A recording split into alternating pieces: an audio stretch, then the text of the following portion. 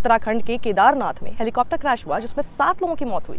लेकिन सरकार सिर्फ अपनी वाहवाही में मस्त है। वो कहते हैं ना, मस्तराम मस्ती में आग लगे बस्ती में।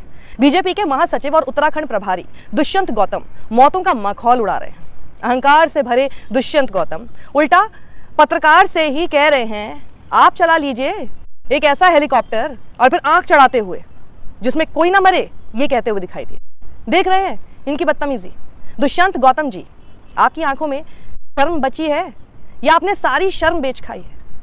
जब पत्रकार आपसे हेलीकॉप्टर क्रैश पर गंभीर सवाल पूछ रहा है, जरूरी सवाल पूछ रहा है, तो आप ये भी कह रहे हैं गारंटी देकर चलाइए।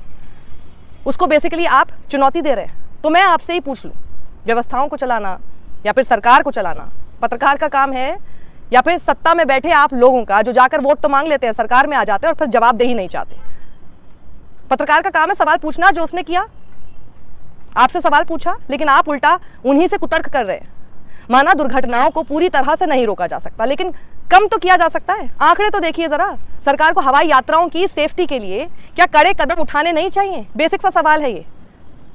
लेकिन आप उल्टा पत्रकार को ही कह रहे हैं कि आप हेलीकॉप्टर चलाकर दिखाइए जिसमें लोग ना मरे, ऐसा करके दिखाइए। यानी आपके हिसाब से हेलीकॉप्टर में बैठे तो डेथ कंपलसरी है, बच गया कोई इंसान तो उसकी किस्मत।